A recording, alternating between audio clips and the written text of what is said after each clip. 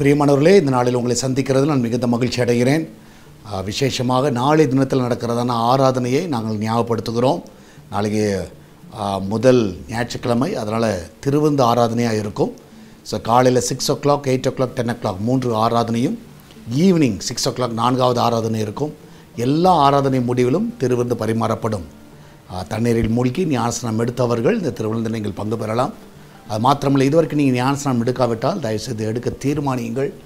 கர்த்தர் பெரிய காரியங்களை உங்கள் வாழ்க்கையில் செய்வாராக. ஸோ இந்த நாளிலே கர்த்தர் நமக்கு கொடுக்குற வார்த்தை சங்கீதம் 89வது சங்கீதம் 51வது வசனம், சாம்ஸ் 89 verse 51.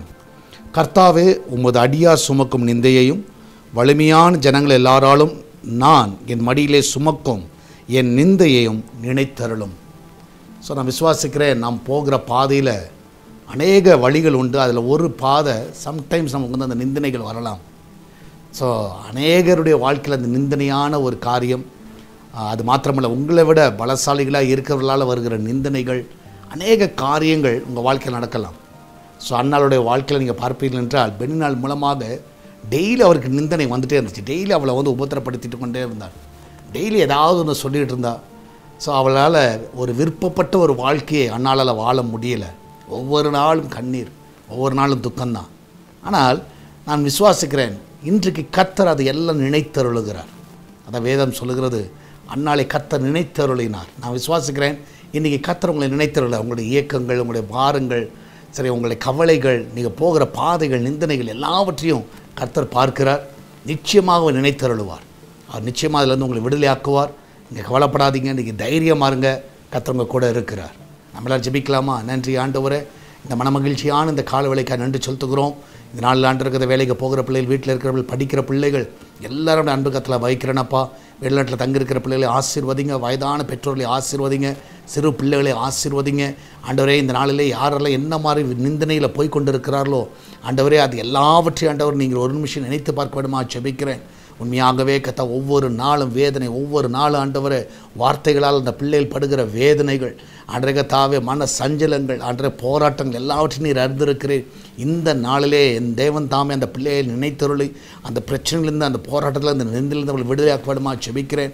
ஒவ்வொருவரையும் ஆசீர்வதிங்க, ஒவ்வொரு கண்மணி போல காத்துக்கொள்ளுங்க.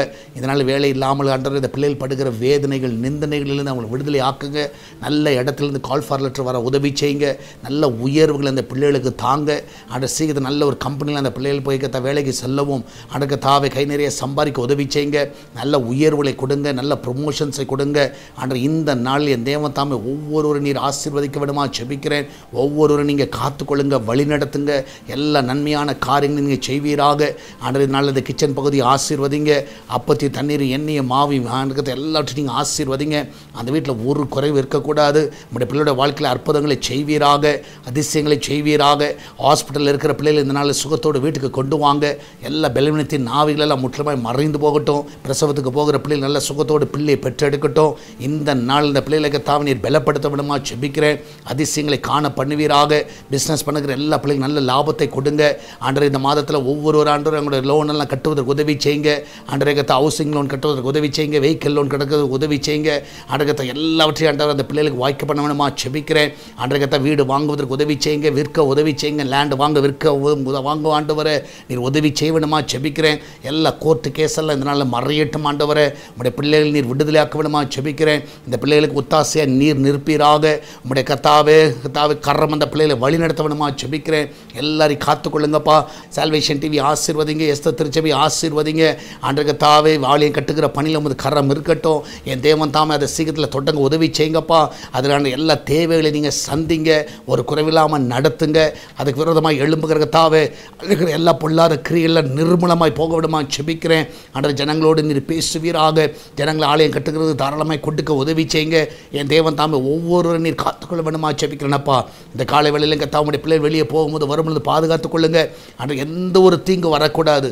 நீரே கூட இந்த வழி நடத்தும், பாதுகாத்துக்கொள்ளும். இயேசுவின் நாமத்தில் ஜெபிக்கிறோம். ஆமேன், ஆமேன். பிரியமானவர்களே, கர்த்தர் கூட இருக்கிறார்.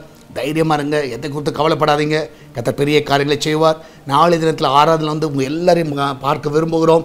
யாரெல்லாம் வர முடியுமோ எல்லாரும் வந்து கண்டிப்பாக பங்கு பெறுங்கள். கர்த்தர் பெரிய காரியங்களை செய்வாராக. God bless you.